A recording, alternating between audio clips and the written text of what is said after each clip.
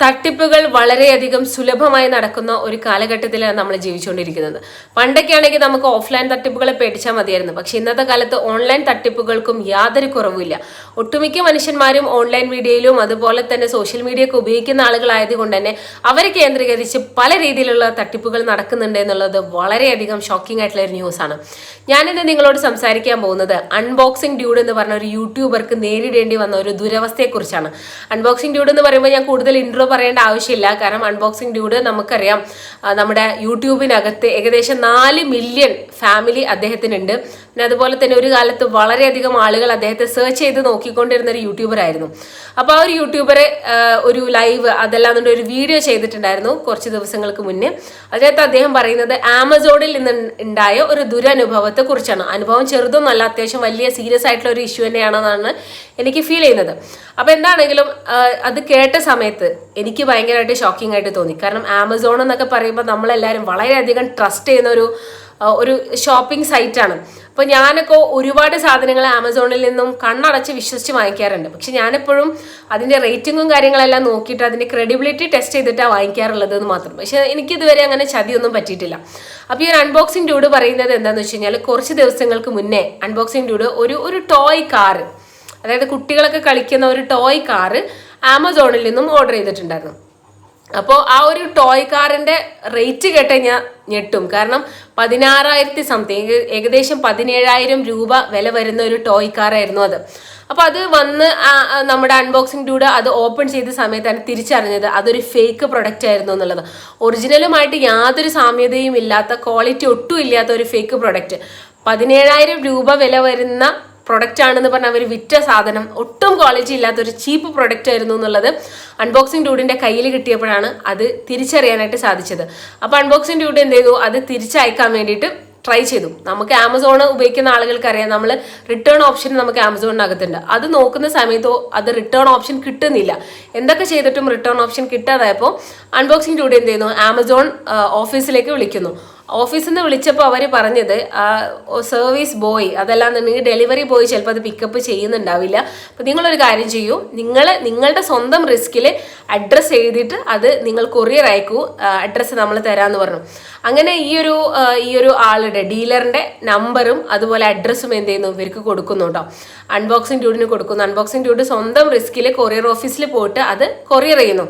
അത് വീണ്ടും റിട്ടേൺ വരുന്നു. അങ്ങനെ ഒരുപാട് പ്രശ്നമായി. പിന്നെ അവസാനം അത് റിട്ടേൺ അയച്ചതിന് ശേഷം മനസ്സിലാക്കാനായിട്ട് സാധിച്ചത് അത് ഗുജറാത്തിലുള്ള ഒരു ഓഫീസിൽ എത്തിയിട്ടുണ്ട് എന്നുള്ളത്. പക്ഷെ അത് അവിടുന്ന് പിക്ക് ചെയ്യാൻ ആരുമില്ല. അപ്പൊ നോക്കുന്ന സമയത്താണ് അതിൽ കൊടുത്തിരിക്കുന്ന അഡ്രസ്സും പിൻകോഡും തമ്മിൽ ഏകദേശം 90 കിലോമീറ്റർ ഡിഫറൻസ് ഉണ്ട് എന്നുള്ളതാണ്. അപ്പോൾ അൺബോക്സിംഗ് ഡ്യൂഡിന് മനസ്സിലായി വളരെ നൈസായിട്ട് ഞാൻ പറ്റിക്കപ്പെട്ടിരിക്കുന്നു എന്നുള്ളത്. അപ്പോൾ ആ പറ്റിക്കപ്പെടുന്നുള്ള തോന്നലുള്ളത് കൊണ്ട് തന്നെ അൺബോക്സിംഗ് ഡ്യൂഡ് ആദ്യം തന്നെ അതിനകത്ത് എന്ത് ചെയ്തിട്ടുണ്ടായിരുന്നു, പിന്നെ അഡ്രസ്സിന്റെ ഡീറ്റെയിൽസും അത് അയക്കുന്നതിന്റെ സംഭവങ്ങൾ, ഫോട്ടോയും കാര്യങ്ങളൊക്കെ എടുത്ത് അത് ഒരു തെളിവായിട്ട് സൂക്ഷിച്ചിട്ടുണ്ടായിരുന്നു. അങ്ങനെ അത് പിക്കപ്പ് ചെയ്യാൻ ആളില്ല, വീണ്ടും റിട്ടേൺ വരുന്നുള്ള അവസ്ഥയായപ്പോൾ അൺബോക്സിംഗ് ഡ്യൂഡ് എന്ത് ചെയ്യുന്നുണ്ട്, ആമസോൺ ഓഫീസിലേക്ക് വീണ്ടും വിളിക്കുന്നുണ്ട്. അപ്പോൾ അവർ പറയുന്നത് എന്താണെന്ന് വെച്ച് കഴിഞ്ഞാൽ, നിങ്ങൾ വീണ്ടും അത് ഒരു പ്രാവശ്യം കൂടെ അയക്കുന്നു. ഇങ്ങനെ കൊറിയർ റിട്ടേൺ അങ്ങോട്ടും ഇങ്ങോട്ടും അയച്ചിട്ട് ഏകദേശം 8,000 രൂപ നമ്മുടെ അൺബോക്സിംഗ് ഡ്യൂഡിന് വീണ്ടും ചിലവായിട്ടുണ്ട്. അപ്പോൾ 17 പുറമെ 8,000 രൂപയും കൂടെ, അങ്ങനെ ഏകദേശം 25,000 റുപ്പീസ് അൺബോക്സിംഗ് ഡ്യൂഡിന് നഷ്ടം വന്നു എന്നാണ് പറയുന്നത്. അപ്പോൾ വീണ്ടും അത് അയക്കാൻ പറഞ്ഞപ്പോൾ നമ്മുടെ അൺബോക്സിംഗ് ഡ്യൂഡിന് ദേഷ്യം വരികയാണെന്ന്, എന്താണ് ഞാനിപ്പോൾ ചെയ്യുക എന്നുള്ളത്. അപ്പോൾ അത് പോലീസ് സ്റ്റേഷനിൽ കൊണ്ടുപോയിട്ട് കംപ്ലൈൻറ്റ് ചെയ്യണം എന്നൊക്കെ പറഞ്ഞ് ഇരിക്കുന്നുണ്ടായിരുന്നു. അങ്ങനെ ഒരു വീഡിയോ ആണ് ചെയ്തിട്ടുണ്ടായിരുന്നത്. എന്നിട്ട് അൺബോക്സിംഗ് ഡ്യൂഡ് ചോദിക്കുന്നുണ്ട്, ഞാൻ ഒരു യൂട്യൂബറാണ്, അത്യാവശ്യം റവന്യൂ കാര്യങ്ങളൊക്കെ ഉള്ള ആളായതുകൊണ്ട് തന്നെ 24,000 രൂപ അല്ലെങ്കിൽ 25,000 രൂപ എന്ന് പറഞ്ഞാൽ എനിക്കത് അഫോർഡ് ചെയ്യാൻ പറ്റും. പക്ഷേ സാധാരണക്കാരായിട്ടുള്ള ഒരുപാട് പേര് ഇതുപോലെ ആമസോണിനെ വിശ്വസിച്ചുകൊണ്ട് സാധനങ്ങൾ പർച്ചേസ് ചെയ്യുന്നുണ്ടാവും. എന്ത് വിശ്വാസത്തിലാണ് അത് പർച്ചേസ് ചെയ്യുക എന്നുള്ളത്. കാരണം ഇതുപോലെയുള്ള പറ്റിപ്പ് കേസുകൾ ഇനിയും വന്നുകൂടായി ഇല്ല എന്നില്ലല്ലോ. ഇതിപ്പോൾ ഈ ഒരു അൺബോക്സിംഗ് ഡ്യൂഡിന് ആയതുകൊണ്ട് അത് വലിയ പ്രശ്നമില്ലാത്ത രീതിയിൽ പോയി. പക്ഷെ ഒരു സാധാരണക്കാരനെ സംബന്ധിച്ചിടത്തോളം 25,000 രൂപ എന്ന് പറഞ്ഞാൽ അതൊരു ചില്ലറ എമൗണ്ട് അല്ല, അത് ഒരു വലിയ എമൗണ്ട് തന്നെയാണ്. അപ്പോൾ എന്താണെങ്കിലും ഇങ്ങനെയുള്ള സാധാരണക്കാരായിട്ടുള്ള മനുഷ്യന്മാർക്ക് ഈ ഒരു പറ്റിപ്പ് കേസ് വന്നു കഴിഞ്ഞാൽ അവരെന്ത് ചെയ്യുമെന്നാണ് അൺബോക്സിംഗ് ഡ്യൂഡ് ചോദിക്കുന്നത്. അപ്പോൾ എന്താണെങ്കിലും അതൊരു പോലീസ് കേസ് ആക്കണം, കംപ്ലൈൻറ്റ് ചെയ്യണം എന്നൊക്കെ പറയുന്നുണ്ടായിരുന്നു. പിന്നെ ഫർദർ ഡീറ്റെയിൽസ് എന്താണെന്നുള്ളത് അദ്ദേഹത്തിൻ്റെ ചാനൽ ചെക്ക് ചെയ്ത് കഴിഞ്ഞാൽ നിങ്ങൾക്ക് അറിയാനായിട്ട് സാധിക്കും. അപ്പോൾ ഇതുമായി ബന്ധപ്പെട്ട് എനിക്ക് നിങ്ങളോട് പറയാനുള്ള കുറച്ച് കാര്യങ്ങൾ എന്താണെന്ന് വെച്ച് കഴിഞ്ഞാൽ, നമ്മൾ എന്ത് ഷോപ്പിംഗ് സൈറ്റുകളിൽ നിന്നും വാങ്ങിക്കുന്ന സമയത്ത് അതിൻ്റെ ക്രെഡിബിലിറ്റി ചെക്ക് ചെയ്യണം. അപ്പോൾ പല ആളുകളും ഓക്കെ പ്രൊഡക്റ്റ് കാണാൻ നല്ല ഭംഗിയുണ്ട്, അപ്പോൾ അത് വാങ്ങിക്കുന്നു, വീട്ടിലെത്തുമ്പോഴാണ് കൊറിയർ ഓപ്പൺ ചെയ്യുമ്പോഴാണ് മനസ്സിലാവുക നമ്മൾ പറ്റിക്കപ്പെട്ടു എന്നുള്ളത്. നല്ല ഭംഗിയിൽ അടിപൊളിയായിട്ട് ചില ഫോട്ടോസൊക്കെ കാണാനായിട്ട് പറ്റും. ഡ്രസ്സിൻ്റെ ആവട്ടെ, ഇലക്ട്രോണിക് എക്യുപ്മെൻസിൻ്റെ ആവട്ടെ, എന്താവട്ടെ എല്ലാത്തിൻ്റെയും വളരെ മനോഹരമായിട്ടുള്ള ചിത്രങ്ങൾ നമുക്ക് കാണാനായിട്ട് സാധിക്കുന്നുണ്ടാവും. പക്ഷേ അത് വീട്ടിലെത്തി ഓപ്പൺ ചെയ്ത് നോക്കുമ്പോഴാണ് മനസ്സിലാവുക ആ ഫോട്ടോയും അതുപോലെ ഒറിജിനൽ പ്രൊഡക്റ്റും തമ്മിൽ ഒരു കുലബന്ധം പോലും ഉണ്ടാവില്ല എന്നുള്ളത്. അപ്പം അത് നന്നായിട്ട് ശ്രദ്ധിക്കണം. ഞാനൊക്കെ ഈ സാധനങ്ങൾ പർച്ചേസ് ചെയ്യുന്ന സമയത്ത് ഞാൻ ചെയ്യാറുള്ളത് എന്താണെന്ന് വെച്ച് കഴിഞ്ഞാൽ, ഞാനൊരു പ്രൊഡക്റ്റ് ഓർഡർ ചെയ്യുന്ന സമയത്ത് ആദ്യം ഞാൻ ഇതുപോലെയുള്ള ലോക്കൽ സൈറ്റുകളിൽ നിന്നും വാങ്ങിക്കാറില്ല. രണ്ടാമത്തെ കാര്യം, ഞാൻ ആമസോണിൽ നിന്ന് തന്നെ വാങ്ങിക്കുകയാണെന്നുണ്ടെങ്കിൽ ക്യാഷ് ഓൺ ഡെലിവറി മാത്രമേ കൊടുക്കാറുള്ളൂ. ക്യാഷ് ഓൺ ഡെലിവറി അല്ലാന്നുണ്ടെങ്കിൽ ചിലപ്പോൾ അത് ഡെലിവർ ആകാതെ നമ്മൾ ഓർഡർ ചെയ്തു സാധനം കിട്ടിയില്ല എന്നുള്ള രീതിയിൽ ചിലപ്പോൾ അത് മിസ്സായി പോകാൻ സാധ്യതയുണ്ട്. അപ്പോൾ ഞാൻ COD ഉള്ള സാധനങ്ങൾ മാത്രമേ, COD എന്ന് വെച്ചാൽ ക്യാഷ് ഓൺ ഡെലിവറി ഉള്ള സാധനങ്ങൾ മാത്രമേ ഞാൻ വാങ്ങിക്കാറുള്ളൂ. രണ്ടാമത്തത്, എനിക്ക് ട്രസ്റ്റബിൾ ആണെന്ന് തോന്നുന്ന സൈറ്റുകളിൽ നിന്ന് വാങ്ങിക്കാറുള്ളൂ. ആമസോൺ ടു ബി ഫ്രാങ്ക് എൻ്റെ ഒരു പേഴ്സണൽ എക്സ്പീരിയൻസ് പറയുകയാണെങ്കിൽ എനിക്കിതുവരെ ഒരു നെഗറ്റീവ് എക്സ്പീരിയൻസ് വന്നിട്ടില്ല. അതുപോലെ തന്നെ ചില പ്രൊഡക്ട്സ് ഒക്കെ ഞാൻ ചില ലിപ്സ്റ്റിക്സ് ഒക്കെ വാങ്ങിക്കുന്ന സമയത്ത് അതിൻ്റെ ഷെയ്ഡ് എനിക്ക് ഓക്കെ ആയിട്ടില്ലെങ്കിൽ ഞാൻ റിട്ടേൺ അയക്കുന്ന സമയത്ത് അവർ പറയും റിട്ടേൺ വേണ്ട, ക്യാഷ് റീഫണ്ട് ചെയ്ത് തരാം, പ്രൊഡക്റ്റ് നിങ്ങൾ യൂസ് ചെയ്തോളൂ എന്ന് പറയും. അപ്പം അങ്ങനെ എനിക്ക് കുറച്ച് നല്ല എക്സ്പീരിയൻസ് കാര്യങ്ങളൊക്കെ ഉണ്ടായിട്ടുള്ളൂ. അവർ ആ സാധനങ്ങളൊന്നും എടുക്കാറില്ല. പിന്നെ ചിലതൊക്കെ അവർ വാങ്ങിക്കാറുണ്ട് കേട്ടോ. നമ്മൾ വൺ ടൈം ഓപ്പൺ ചെയ്ത പ്രൊഡക്റ്റ് ആണെന്നുണ്ടെങ്കിൽ അവർ ഇത് എടുക്കാറില്ല. ഇപ്പോൾ ലിപ്സ്റ്റിക് ഒക്കെ അങ്ങനെയാണല്ലോ, ഹൈജീൻ റിലേറ്റഡ് ആയതുകൊണ്ട് തന്നെ ഒരാൾ ലിപ്പിൽ അപ്ലൈ ചെയ്തൊരു ലിപ്സ്റ്റിക്ക് ചിലപ്പോൾ അവർ തിരിച്ചെടുത്തു എന്ന് വരില്ല. എസ്പെഷ്യലി ഞാൻ മേബലിൻ്റെ ഒക്കെ ലിപ്സ്റ്റിക്കിനാണ് എനിക്ക് അങ്ങനെ ഉണ്ടായിട്ടുള്ളത്. അപ്പോൾ എന്താണെങ്കിലും ആമസോണൊന്നും എവിടെ നിന്ന് വാങ്ങിക്കുകയാണെന്നുണ്ടെങ്കിൽ നമ്മൾ ശ്രദ്ധിക്കേണ്ട ഒരു കാര്യം, ഇതിന് മുന്നേ നമ്മൾക്ക് മുന്നേ എത്ര പേര് ആ പ്രൊഡക്റ്റ് വാങ്ങിയിട്ടുണ്ട്, അതിന് റിവ്യൂ ഇട്ടിട്ടുണ്ട് എന്നുള്ളത് ശ്രദ്ധിക്കണം. ആ റിവ്യൂ ഇട്ടിട്ട് നമ്മൾ നോക്കിയിട്ടില്ല, അത് ഇല്ലാത്തൊരു പുതിയ പ്രൊഡക്റ്റ് ആണെന്നുണ്ടെങ്കിൽ അത് വാങ്ങിച്ചിട്ട് ഒരു ടെസ്റ്റ് ഡോസ് ആകാൻ വേണ്ടി നിൽക്കരുത്. എൻ്റെ ഒരു ഹമ്പിൾ അഡ്വൈസ് ആണത്. ഞാൻ അങ്ങനെ ചെയ്യാറില്ല. ഒരാളും വാങ്ങിക്കാത്തൊരു പ്രൊഡക്റ്റ് ഞാൻ വാങ്ങിച്ച് ധൈര്യം കാണിക്കാറില്ല. അങ്ങനെ കാണിച്ചു കഴിഞ്ഞാൽ കുഴപ്പമൊന്നുമില്ല, ചിലപ്പോൾ കാശി പോകും. അതല്ലാന്നുണ്ടെങ്കിൽ നമ്മൾ ഓർഡർ ചെയ്ത സാധനവും നമ്മളെ ടൈമും വേസ്റ്റ് ആവും എന്നുള്ളതാണ്. അപ്പം അതുകൊണ്ട് തന്നെ അത് ഞാൻ ചെയ്യാറേ ഇല്ല. പിന്നെ അത്യാവശ്യം നല്ല റിവ്യൂ ഉള്ള സാധനങ്ങൾ മാത്രമേ ഞാൻ വാങ്ങിക്കാറുള്ളൂ. ഇനിയിപ്പോൾ ഡ്രസ്സോ അങ്ങനത്തെ എന്തെങ്കിലും സംഭവം ആണെന്നുണ്ടെങ്കിൽ, എനിക്കിപ്പോൾ കുർത്തിയൊക്കെയാണ് വേണ്ടത് എന്നുണ്ടെങ്കിൽ ഞാൻ ആമസോണിൽ പോയി നോക്കുന്നതിന് മുന്നേ യൂട്യൂബിലൊക്കെ നോക്കും. Best affordable kurtis from Amazon എന്ന് പറഞ്ഞിട്ട് യൂട്യൂബിൽ അടിച്ചു കൊടുത്തു കഴിഞ്ഞാൽ കുറേ വ്ളോഗേഴ്സ് വാങ്ങിച്ചിട്ടുള്ള എക്സ്പീരിയൻസുകൾ നമുക്ക് കാണാനായിട്ട് പറ്റും. അപ്പോൾ ആ ഓരോ എക്സ്പീരിയൻസിൽ നിന്നും എനിക്ക് ഇഷ്ടപ്പെട്ട കുർത്തീസ് ഉണ്ടെങ്കിൽ ഞാൻ അതിൻ്റെ കോഡ് അടിച്ചിട്ട് അങ്ങനെയാണ് ഞാൻ ആ സാധനം പർച്ചേസ് ചെയ്യാറുള്ളത്. എന്നിട്ട് ഞാൻ അതിൻ്റെ റേറ്റിങ്ങും കാര്യങ്ങളെല്ലാം നോക്കും. അങ്ങനെയാണ് പർച്ചേസ് ചെയ്യാറുള്ളത്. അതല്ലാണ്ട് തോന്നിയ രീതിയിൽ ഓരോ സാധനങ്ങൾ പോയി ഓർഡർ ചെയ്ത് കഴിഞ്ഞാൽ പല രീതിയിലുള്ള മിസ്റ്റേക്സ് സംഭവിക്കും. പിന്നെ ഞാൻ ചെയ്യുന്നൊരു കാര്യം എന്താണെന്ന് വെച്ചാൽ, ഞാൻ ഒരിക്കലും ഭയങ്കര റേറ്റുള്ള ഒരു സാധനം ഞാൻ ആമസോണിൽ നിന്നോ അല്ലെങ്കിൽ ഏത് സൈറ്റിൽ നിന്നോ ഞാൻ വാങ്ങിക്കാറില്ല. അപ്പോൾ പല ആളുകളും പറയും ഓഫർ ഉണ്ട്, അതുണ്ട്, ഇതുണ്ട് എന്നൊക്കെ പറഞ്ഞു. പക്ഷെ ഞാനത് ചെയ്യാറില്ല.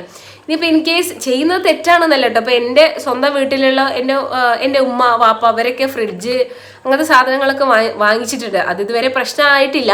പക്ഷേ പറ്റിക്കപ്പെടാനുള്ള സാധ്യതകൾ ഓൺലൈനിൽ ഉണ്ടാകുമ്പോൾ നമ്മൾ ശ്രദ്ധിക്കുക എന്നുള്ളതൊരു വലിയ റീസണാണ്. ആമസോൺ ഒരു പറ്റിപ്പ് കേസല്ല, പക്ഷെ ആമസോണിൽ വരുന്ന പല ഡീലേഴ്സും ചിലപ്പോൾ പറ്റിക്കാൻ സാധ്യതയുണ്ട്. അപ്പോൾ അവരുടെ ക്രെഡിബിലിറ്റിനെ ആദ്യം നമ്മൾ ടെസ്റ്റ് ചെയ്യണം. ഇപ്പോൾ ഒരു സാധനം നമുക്ക് ഇഷ്ടപ്പെട്ടു എന്ന് വിചാരിച്ചിട്ട് ചുമ്മാ ഓടിപ്പോയി അങ്ങോട്ട് വാങ്ങിക്കരുത്. നമ്മൾക്ക് അതിൻ്റെ ക്രെഡിബിലിറ്റി ടെസ്റ്റ് ചെയ്ത് അത് ശരിക്കും ഉള്ളതാണോ, അതല്ലാന്നുണ്ടെങ്കിൽ അത് എത്ര പേര് അതിൻ്റെ മുന്നേ വാങ്ങിച്ചിട്ടുണ്ട്, അതിൻ്റെ റിവ്യൂസ് എന്താണ്, 5 സ്റ്റാർ ആണോ, അതല്ല മോശം കോമൻസ് ആണോ അവരിട്ടിട്ടുള്ളത്, യൂട്യൂബിനകത്ത് അതിനെക്കുറിച്ച് എന്തെങ്കിലും അപ്ഡേഷൻ ഉണ്ടോ, ഇതൊക്കെ നോക്കിയതിന് ശേഷം മാത്രം വാങ്ങിക്കുക. അതാണ് എൻ്റെ ഒരു റിക്വസ്റ്റ്. അപ്പോൾ ഇതുപോലെയുള്ള തട്ടിപ്പ് കേസുകൾ വളരെയധികം സുലഭമായിട്ട് നടക്കുന്നുണ്ട്. ഇത് മാത്രമല്ല കേട്ടോ, പല രീതിയിൽ ഓൺലൈൻ തട്ടിപ്പുകൾ നടക്കുന്നുണ്ട്. അപ്പം അതിനിടയിൽ ഇതും ഒരു വാർത്തയായി എന്ന് മാത്രം. അപ്പം അതൊന്ന് ശ്രദ്ധിക്കുക. നമ്മൾ പർച്ചേസ് ചെയ്യുന്ന സമയത്ത് നമ്മൾ മനസ്സിലാക്കുക നമ്മുടെ കാശാണ്, മറ്റൊരാളുടെ കാശല്ല. അപ്പോൾ ആ ഒരു കാശ് നമ്മൾ എങ്ങനെ വിനിയോഗിക്കുന്നു എന്നുള്ളത് നമ്മൾ വളരെ സീരിയസ് ആയിട്ട് തന്നെ നോക്കിക്കാണണം. അതല്ലാന്നുണ്ടെങ്കിൽ ഇതുപോലെയുള്ള ഇഷ്യൂസിൽ വരും. പിന്നെ മാത്രമല്ല, നമ്മളൊരു സാധനം പ്ലേസ് ചെയ്തിട്ട് ചിലപ്പം ഒരു കല്യാണം ഉണ്ടാവും, 14-ാം തീയതി ആയിരിക്കും കല്യാണം. ഞാനിന്ന് 1-ാം തീയതി അത് ഓർഡർ ചെയ്ത് 13-ാം തീയതി ആ പ്രൊഡക്റ്റ് എനിക്ക് എത്തുമെന്ന് നിങ്ങൾ വിചാരിച്ചോളൂ. അപ്പോൾ ഞാൻ ആ പ്രൊഡക്റ്റിനെ വിശ്വസിച്ച് നിന്ന് കഴിഞ്ഞാൽ ചിലപ്പോൾ അത് 13-ാം തീയതി എത്തിക്കോളണമെന്നില്ല. അപ്പം ഓൺലൈൻ സാധനം നമുക്ക് പറയാൻ പറ്റില്ല. അതല്ലാന്നുണ്ടെങ്കിൽ 13-ാം തീയതി എത്തിക്കഴിഞ്ഞാൽ തന്നെ എനിക്ക് ആ പ്രൊഡക്റ്റ് ഇഷ്ടപ്പെട്ടില്ലെങ്കിൽ അത് റിട്ടേൺ ആക്കാനുള്ള ചാൻസ് പിന്നെ വരുന്നത് ആ 14-ാം തീയതിക്കത്തെ കല്യാണത്തിന് എനിക്കത് ഇടാൻ പറ്റില്ല. കാരണം ഞാനത് വിശ്വസിച്ചിട്ടാവും നിൽക്കുന്നുണ്ടാവും. പക്ഷെ എനിക്ക് ആ ഒരു ഫംഗ്ഷന് പോകാനുള്ള എൻ്റെ മൂഡ് തന്നെ ചിലപ്പോൾ പോയി കളയും. അങ്ങനെ ഒരുപാട് ഇഷ്യൂസ് ഉണ്ട്. പ്രോസും ഉണ്ട് കോൺസും ഉണ്ട്. അതായത് നല്ല വശങ്ങളും ചീത്ത വശങ്ങളും ഈ ഒരു ഓൺലൈൻ ഷോപ്പിങ്ങിനുണ്ട്. അപ്പോൾ അതെല്ലാം മനസ്സിലാക്കിക്കൊണ്ട് ഒരു ഇൻ്റലിജൻറ്റ് യൂസർ ആയിക്കൊണ്ട് ഇതെല്ലാം യൂസ് ചെയ്യുകയാണെന്നുണ്ടെങ്കിൽ പ്രത്യേകിച്ച് പ്രശ്നങ്ങളൊന്നും ഉണ്ടാവില്ല. എനിക്കിതുപോലുള്ള എക്സ്പീരിയൻസ് കുറച്ചൊക്കെ വന്നിട്ടുള്ളത് മീഷോയിൽ നിന്നാണ്. മീഷോ പിന്നെ നമുക്ക് എല്ലാവർക്കും അറിയാം, കാശ് വളരെ കുറച്ച് കാശ് മാത്രം കൊടുത്താൽ മതി മീഷോന്ന് ഒരുപാട് സാധനങ്ങൾ ഓർഡർ ചെയ്യുക. അപ്പം അതുകൊണ്ടാണ് ഞാൻ അതൊക്കെ ഇങ്ങനെ തന്നെ നോക്കാറുള്ളൂ. അപ്പം ഞാൻ ഒരു സൈസിൻ്റെത് ഇപ്പോൾ ഫോർ എക്സാമ്പിൾ ലാർജ് ഓർഡർ ചെയ്ത് കഴിഞ്ഞാൽ ചിലപ്പോൾ XXL വരും, അതല്ലാതെ XXL ഓർഡർ ചെയ്താൽ ചിലപ്പോൾ സ്മോൾ വരും, സ്മോൾ ഓർഡർ ചെയ്താൽ ചിലപ്പോൾ XL വരും. അങ്ങനെ കുറേ ഇഷ്യൂസ് വന്നിട്ടുണ്ട്. കളർ ഡിഫറൻസിൻ്റെ ഇഷ്യൂ വന്നിട്ടുണ്ട്. അതുപോലെ തന്നെ പ്രിന്റ് നമ്മൾ ഓർഡർ ചെയ്ത പ്രിന്റ് ആവില്ല ചിലപ്പോൾ നമുക്ക് വരുന്നത്. ക്ലോത്ത് അവർ കോട്ടൺ ആണെന്ന് പറയും, ചിലപ്പോൾ റയോൺ ആയിരിക്കും അയക്കുന്നുണ്ടാവുക. അങ്ങനെ ഒരുപാട് ഇഷ്യൂസൊക്കെ എനിക്ക് ഫേസ് ചെയ്തിട്ടുണ്ട്. അത് മീഷോയിൽ നിന്ന് മാത്രം കേട്ടോ, അതല്ലാതെ ആമസോണിൽ നിന്ന് എനിക്ക് ഇതുവരെ വന്നിട്ടില്ല. അപ്പോൾ ഇതുപോലെ എന്തെങ്കിലും നെഗറ്റീവ് എക്സ്പീരിയൻസ് നിങ്ങൾക്ക് ഉണ്ടായിട്ടുണ്ടെന്നുണ്ടെങ്കിൽ താഴെ കമൻറ്റ് ചെയ്യുക. ഇതുപോലെയുള്ള പ്രശ്നങ്ങളിൽ നിന്നെല്ലാം മാറി നിൽക്കുക, ഒരു ഇൻ്റലിജൻറ്റ് യൂസർ ആവുക. ടെക്നോളജി കാര്യങ്ങളൊക്കെ നമുക്ക് വളരെ ഹെൽപ്ഫുള്ളായിട്ട് നമ്മളെ കൂടെ ഉണ്ട്. പക്ഷെ അതിൻ്റെ നല്ല വശങ്ങളും മോശവശങ്ങളും മനസ്സിലാക്കിക്കൊണ്ട് അത് ഉപയോഗിച്ച് കഴിഞ്ഞാൽ നമുക്ക് ടെക്നോളജി എപ്പോഴും നമ്മൾക്കൊരു ബൂണായിട്ട്, അതല്ലാന്നുണ്ടെങ്കിൽ നമുക്കൊരു അസറ്റായിട്ട് തന്നെ നമ്മുടെ കൂടെ ഉണ്ടാവും. പറ്റിക്കാനും പറ്റിക്കപ്പെടാതിരിക്കാനും ശ്രദ്ധിക്കാം. ഓക്കെ, അപ്പോൾ ഇതിനെക്കുറിച്ച് എന്താ നിങ്ങൾക്ക് പറയാനുള്ളതെന്ന് താഴെ കമൻറ്റ് ചെയ്യൂ. അടുത്ത വീഡിയോ വീണ്ടും കാണാം. ചെല്ലാൻ ബൈ.